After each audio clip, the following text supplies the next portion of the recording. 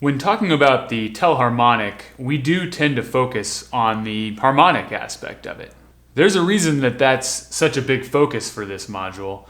The precise math available in a digital device allows for an accuracy of tuning among a large number of oscillators that would be difficult, if not impossible, using analog circuits. Additive and phase modulation synthesis, as done in the tELHARMONIC, require a great degree of precision in the tuning. But one thing we haven't talked much about is the inherent limits of digital devices, and particularly the limits that we encounter when we must inevitably convert these precise operations back into analog in order to hear them in the physical world that we actually inhabit. Every complex sound contains frequencies that cannot be played back by any digital system, even if many of those frequencies are so high that they're not audible by the human ear. If more than one cycle of a waveform goes by between individual samples, then the system actually plays back a slower frequency, leading to the creation of audible waves that should not actually be present in the sound. This is called aliasing, and almost all digital playback devices include an anti-aliasing filter before the final output. The tELHARMONIC does not follow this rule. At its extreme settings, we are free to make it try to generate sounds that it's not actually capable of generating, and the results can be pretty interesting. So let's try it out. With the harmonic output, we create the timbre by turning up the output level of various harmonics of the fundamental frequency selected by the centroid control.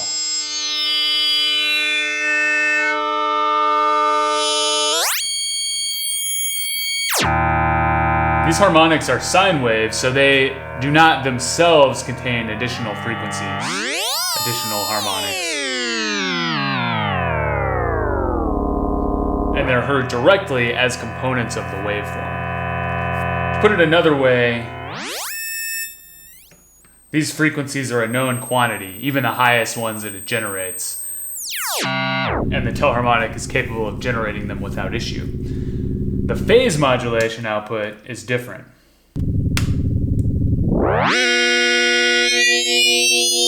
The sound of this output is based on sidebands created by internal modulation at harmonic ratios up from the fundamental frequency. Whereas the harmonic algorithm simply sums or adds the different frequencies together, the phase output is using them as modulators. This is a more complex mathematical process which generates additional higher frequency harmonics. At the highest tonic and degree settings, these harmonics are higher than the sample rate can handle, and therefore cannot be interpreted accurately by the tELHARMONIC. But it doesn't filter them out, it misreads them, and so we get a lot of incorrect information. It's sort of the quantum foam of digital signal processing.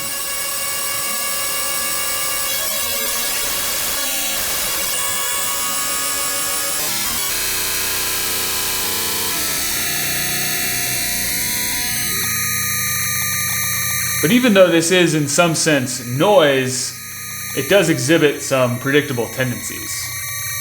Continuous change of the fundamentals using the tonic control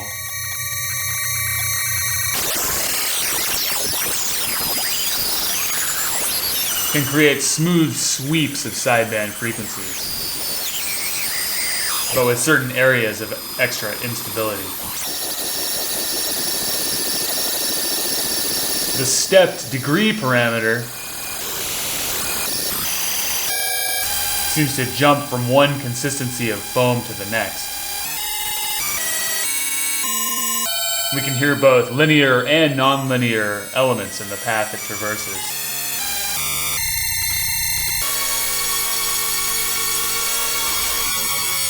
And the interval parameter is almost like controlling 3 instances of the tonic parameter at once.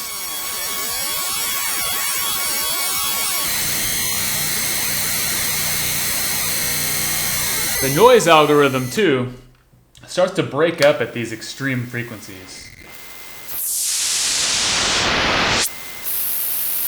Even though it is noise, it is centered around the fundamentals created by the tonic and degree controls. I think we can break it up in a more extreme way, though, by using that wild phase modulation output as an FM source. This is a type of feedback, and it can get pretty naughty.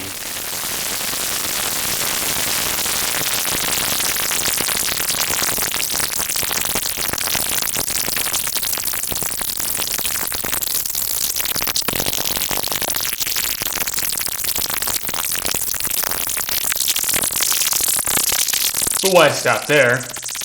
Why stop anywhere? Let's ring modulate the harmonic and noise outputs together.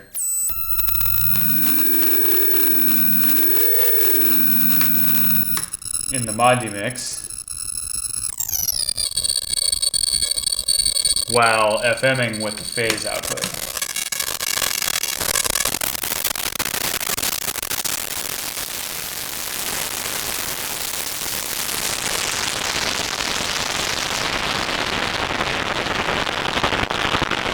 Here we're no longer limited to higher frequencies for this foamy mess.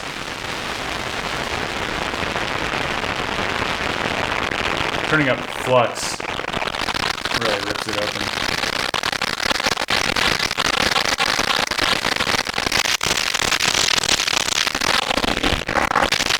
I'd like to add a pinch of reverb to this.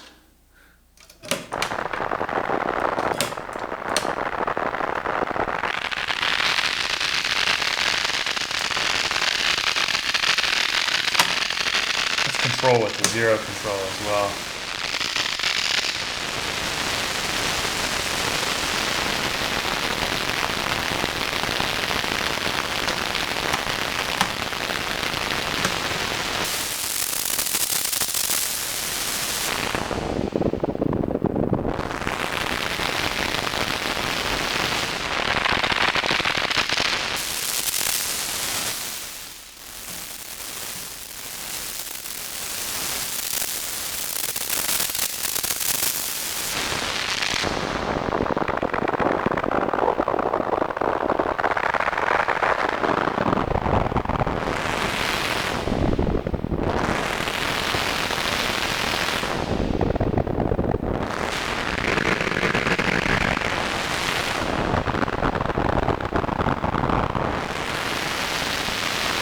The tELHARMONIC does let us make some very lovely and musical sounds.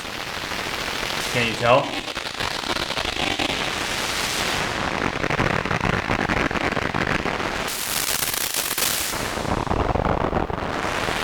Program your synth with patch cables.